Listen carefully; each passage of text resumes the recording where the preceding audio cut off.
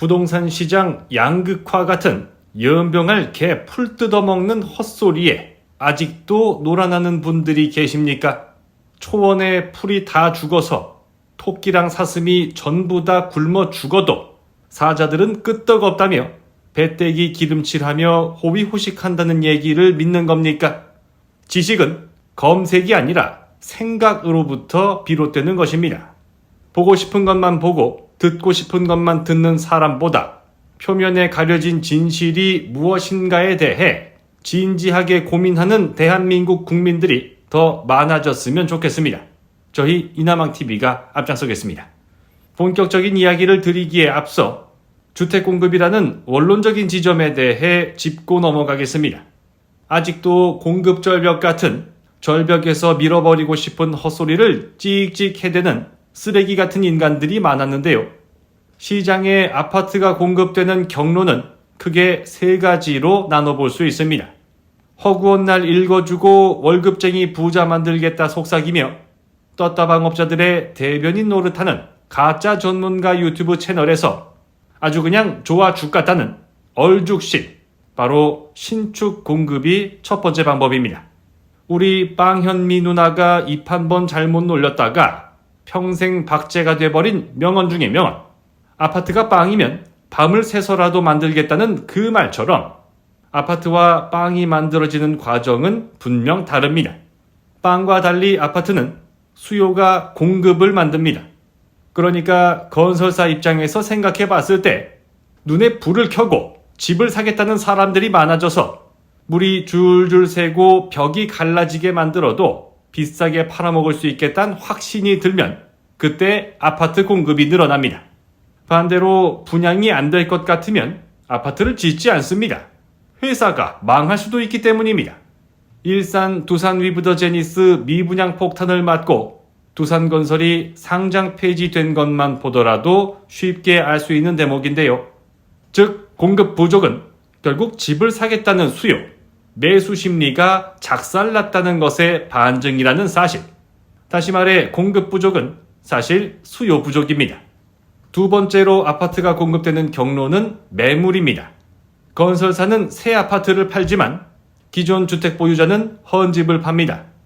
물론 요새 나오는 신축 아파트는 헌집처럼 나오는 경우도 부지기수죠. 설레는 마음으로 아파트 언박싱 했더니만 이웃집 부부 금술까지 다 알 수 있는 층간소음과 벽간소음, 조기 재건축 추진을 위한 하자투성이 부실공사가 문제긴 합니다만 어쨌거나 기존 주택 보유자가 차익 실현을 위해서 내놓는 아파트나 10년을 갚아도 원금의 20%밖에 못 갚는 30년 만기 주택담보대출 원리금 상환에 지친 영끌 투기족이 내놓는 아파트도 공급입니다. 이쪽은 어떤가요? 경기도는 말할 것도 없고 서울도 다시 매물이 늘어나고 있습니다. 공급 부족이 아니라 공급 확대 국면입니다. 인정하시죠? 마지막 세 번째로 아파트가 공급되는 경로, 경매입니다. 집을 팔고 싶은 마음이 없지만 팔지 않을 수 없게 되는 현상. 사는 것이 빡빡하고 빚 갚느라 힘들어도 내 집이 주는 안정감이라며 스스로를 애써 위로하며 기나긴 인고의 시간을 보냈지만 결국 그 빚을 제때 갚지 못해 집을 뺏기는 게 경매인데요. 지금 경매 물량이 쏟아져 나온다는 뉴스 기사가 가뭄에 콩나듯 나오고 있습니다만 경양식집에서 수프 한 접시 먹고 잘 먹었다 말할 수 없는 것처럼 본 게임은 아직 시작도 하지 않았습니다. 언론사들이 목숨을 걸고 감추고 있는 현실. 빚을 못 갚아서 압류가 들어가고 경매 개시 결정이 나온 다음 그 집이 실제 경매에 붙여질 때까지 통상 1년 안팎의 기간이 걸리게 되는데 3만 건에 육박하는 지금 경매 물량조차 입이 떡 벌어질 충격적인 수치인데 그 2배가 넘는 물량이 경매로 시장에 풀릴 예정이란 겁니다. 다시 한번 말씀드립니다. 공급 부족이 아니라 공급 확대 국면입니다. 아시겠습니까? 대한민국 집값은 어쨌든 우상향이라 외치는 사람들이 정부 공급대책 별거 없다 비웃으며 실실 쪼개다가 그 보잘것없는 빡대가리가 쪼개질 수 있다는 점을 꼭 기억하시면 좋겠습니다. 그리고 한 가지 더.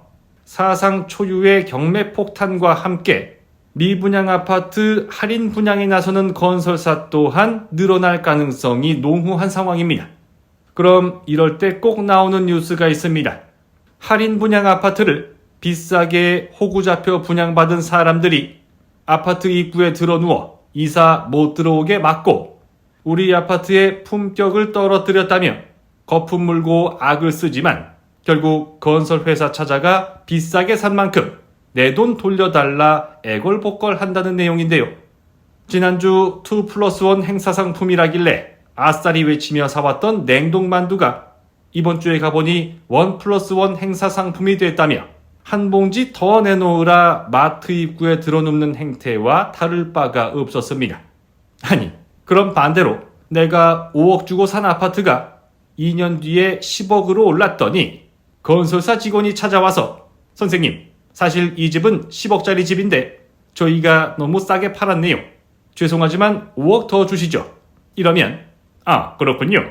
우리 아파트는 10억의 품격을 가진 명품 아파트니까 5억 더 내겠습니다.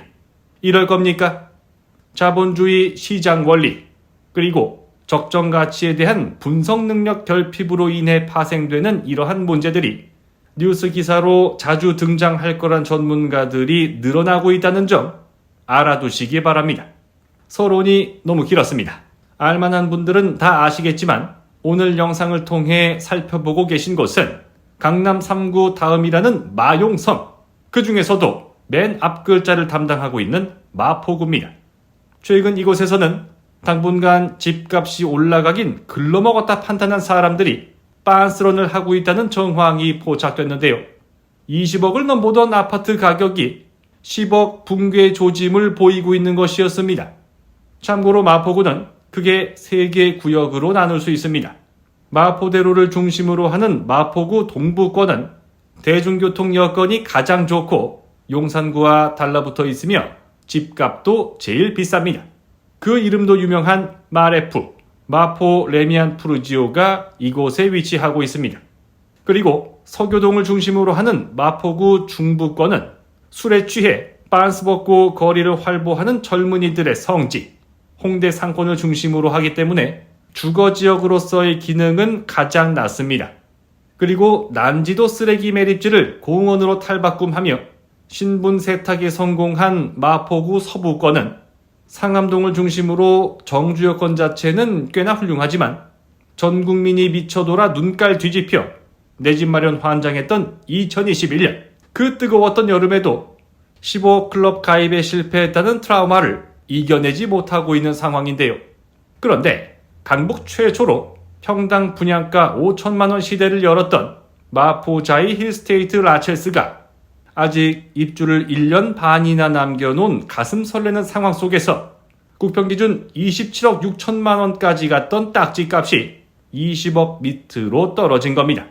심지어 지난 2012년 왕십리역과 함께 쿼드러플 역세권 시대를 힘차게 열었던 공덕역, 그 바로 옆 초역세권 아파트 브라운스톤 공덕은 4개월 만에 36%나 폭락한 11억 2천만 원에 거래되기도 했는데요. 대체 누굽니까? 집값이 36% 오르면 신고가 랠리라 오두방정 떨면서 36% 떨어지면 특수거래라 주장하는 암세포 같은 존재들.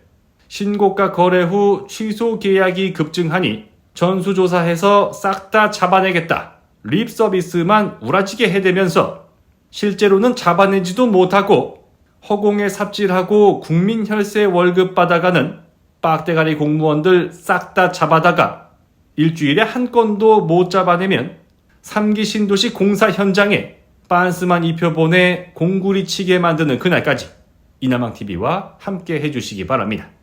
다음 영상으로 돌아오겠습니다. 이러니 나라가 망하지.